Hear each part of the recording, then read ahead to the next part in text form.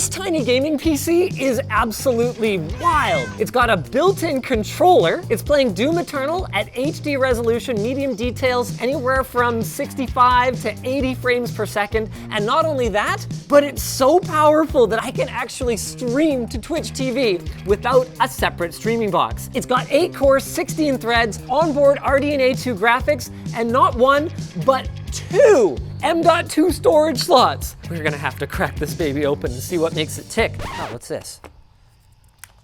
Ah, it's a message from our sponsor. Zoho CRM is a 360-degree solution that offers an intuitive UI, AI predictions, and a design studio to help you get your sales done faster. Get 50% off with code ZCRM50 using the link down below.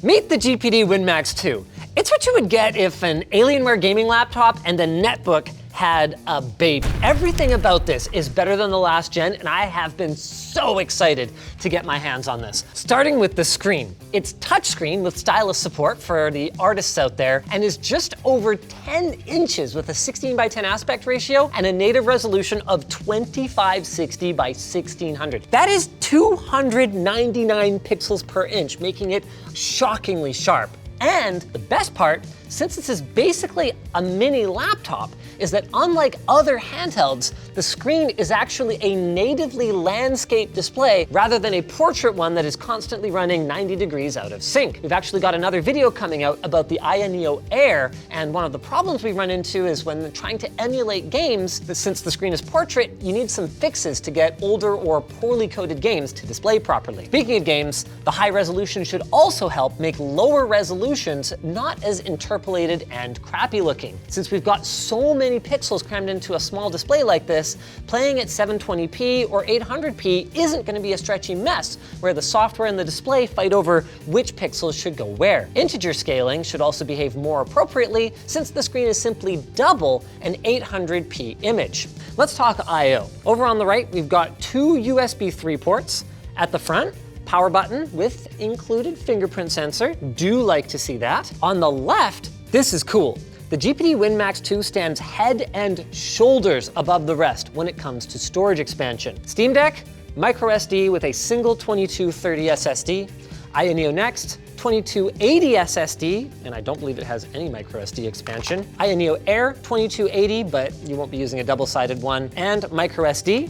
Here, we get a 2280, that's your boot drive. We get 2 SD slots, full-sized and micro, so you could put 2 terabytes there, and an additional 2230 SSD slot, Gen 4, in case you want, maximum performance, that is easily accessible at the back with just 1 screw. You could conceivably load this thing up with like 8 terabytes of storage without buying any wild, exotic, 8 terabyte double-sided SSDs. And that ignores that we could use external storage. At the back, alongside our headset jack and HDMI 2.1 port, we have another USB Type-A and a USB 3 Type-C along with a USB 4 Type-C, which means that we could actually hook this bad boy potentially, theoretically, up to a Thunderbolt enclosure or Thunderbolt storage or even an external GPU. Not that we thought of that before.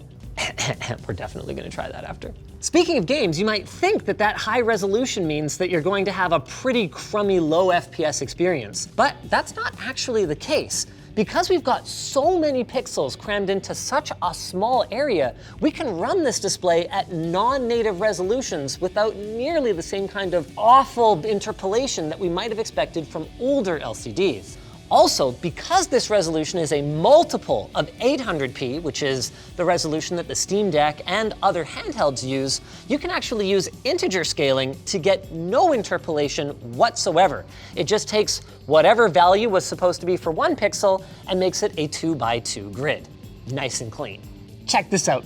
Because of the way that GPD optimized the spacing between the keys on the keyboard, it is shockingly usable in spite of its tiny size. So this isn't just a portable gaming machine, it's actually a usable laptop.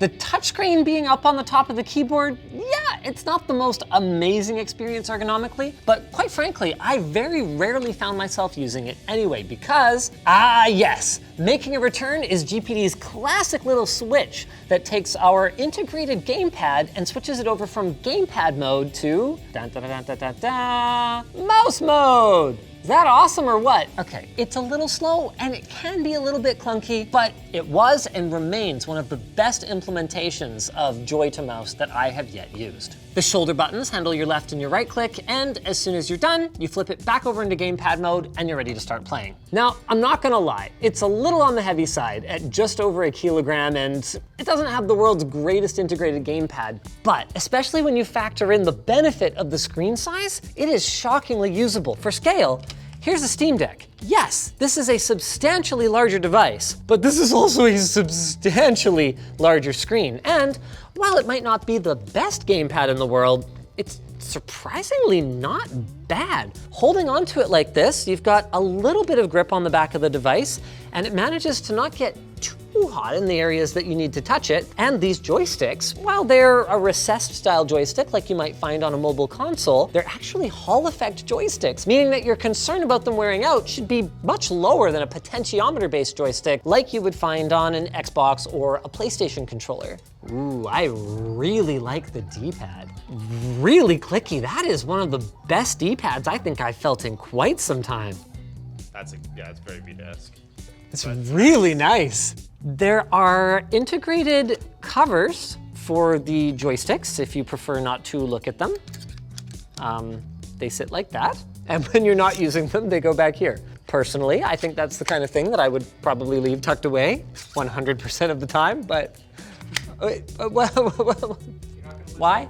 Productivity. It looks like a laptop. You can take it into the office. Makes it look more professional. Yeah. Yes, well, sure. At my job, it's no problem to be carrying around a gaming device, so. That really raises the question, what kinds of other fun goodies are we gonna find inside this thing? Man, this is a really cool device. GPD just makes such cool stuff, man. And these screws are, not all the same. Well, that's good to know. Ours is a kitted out model. Okay, there's our 1 terabyte SSD complete with DRAM cache. Then we've got our heatsink fan assembly here that is actually larger than I would expect to find in a PC like this. We've got 2 heat pipes, and then you can see here, it looks like the heatsink fins are quite short, but they actually get a lot taller towards the back, which probably contributes to how quiet this thing is, even while gaming. So under that, we've got the 8-core, 16-thread, as I mentioned before, AMD Ryzen 6800U APU. That is how we are getting the absolutely wild performance we're seeing out of this machine. Also, it contributes to the excellent battery life you can expect from the WIN Max 2. GPD specs a 67 watt-hour battery, but opening it up, we can see clearly this is a 72 watt-hour battery. They say to expect 3 hours of heavy use, 6 to 8 hours of moderate use, which is where most people will likely fall, and 14 hours of light use, depending on the specific applications. There's not really much else for us to see in here. We've got our Hall effect joysticks, which look very user repairable. Memory is soldered. Of course, if you want to get battery life anywhere near that, you're not going to be able to have it sucking back 30 watts playing AAA games like Halo Infinite, though it's certainly nice to have the option. I mean, look how smoothly this is running. It's at 1280 by 800, low details, but darn it, it's running. Blah, blah, blah, blah, I got him. Oh, hey, look at that. We gotta talk about the merch. We just launched the RGB hoodie. It's comfortable, stretchy, and it has these little colorful bits woven into it for a fun little splash of color without being, too fun. It's gray, right? Oh, on the subject of fun, I didn't mention these before, but there are actually Z3 buttons on the bottom, so you can bind additional functions to those if shoulders and triggers aren't enough for you. And the triggers themselves, analog triggers. So racing aficionados, rejoice. One thing I will say though is the haptics are not great. The whole device vibrates. It actually kind of reminds me of the way that Valve did it on the Steam Deck. Can you hear that? Yeah. The speakers though, probably the best praise that I can give them is that I didn't notice them being, little crappy laptop speakers. They've got 2 on the sides, 2 on the front, and they actually get reasonably loud and are pretty clear. Let's crank them up. Here we go. Maybe then I won't have to listen to the vibrating haptic motors. For some really good tips on optimizing your performance and battery life, I'd actually recommend checking out the Fox's channel. He has put this thing absolutely through the ringer and found that while the Steam Deck crushes it for performance at much lower TDPs in the 8 to 9 watt range, once you get into the 15 watt range, the Steam Deck's max TDP, the WIN Max 2 leaves it in the dust, and you can eke out a bit more performance going up to its maximum of 28 watts. However, one of my kind of bummers with the WIN Max 2 is that in order to change those performance profiles, you have to reboot, go into the BIOS, tune them, and then boot up into Windows. For comparison, Aya, one of their competitors, has this cool little overlay that you can adjust your fan and performance profiles through on the fly. But enough about that. Let's pivot to what I think is one of the coolest use cases for a device like this. I'm gonna connect it to an external RTX 3080 and see what kind of performance we can pull off. This is exciting. It required a reboot for some reason, but it looks like our RTX 3080 GPU is showing up. Is this Thunderbolt on AMD? Well, yeah, okay, it's not technically Thunderbolt, but it's functionally the same. Is it 40 gigabit per second? Can I run a GPU? Yes. All right then. Well, you don't like when I call things by the slightly wrong name, and you correct me. So yeah, if you call it Thunderbolt, I'm gonna tell you it's USB 4. Because now, with our external GPU, I am fully expecting to be able to run this display at native resolution. Initially, I wasn't that impressed by the performance. We're getting anywhere from 65 to 75 frames per second, which to be clear is fine for our 60 hertz display, but I kind of expected more. That is, until I dropped into the settings menu here and realized that, oops, once it realized I have a 3080 in here, it defaulted me to Ultra Nightmare.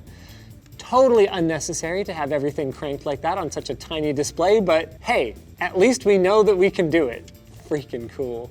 Oh wow, you know what's wild? This is loud fan mode. I mean, compared to the Steam Deck, I was already really impressed by how quiet it was. It has a silent mode. Hold on, here we go. Function shift. Silent mode. Around 85 degrees, yeah. That's fine.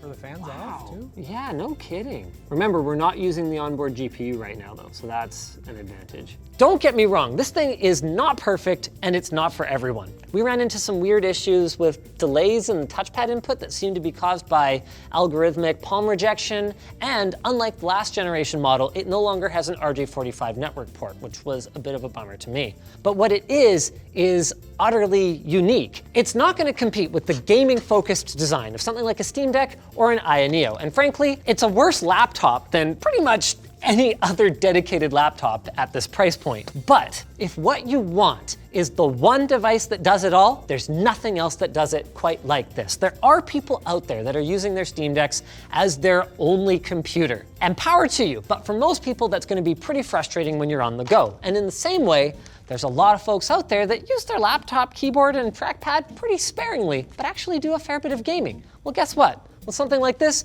you don't have to carry a gamepad. So, are there many of those people? Probably not, but there are certainly enough for GPD to keep existing and keep pumping out these devices, and I'm glad, because this thing is super cool. Just like our sponsor. Ubisoft and Rocksmith. Rocksmith Plus is an interactive tool for learning guitar that gamifies the process to make studying how to play music much more accessible. With over 5,000 different tracks to choose from, ranging from a multitude of genres, there will be always something to start learning and something to work towards. They're always adding new tracks to try with authentic arrangements, so you know you're playing the songs the way the artist intended. Rocksmith actively analyzes your progress, breaking down your day-by-day and skill-by-skill advancement, and as you get better, so does Rocksmith. The program will adapt and suggest songs that it believes you will enjoy, while also benefiting your overall growth. Due to the focus on playing first, backed by different visual styles and real-time feedback, 95% of users stated Rocksmith helped improve their guitar and bass skills.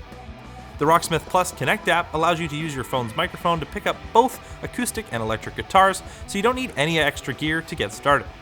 Join over 5 million fellow guitarists today by clicking the link down below. If you guys enjoyed this, go check out our video on the ultimate Steam Deck. We actually cut a hole in the back of it and put like a hot rod style cooler sticking out of it. Legitimately made it way faster.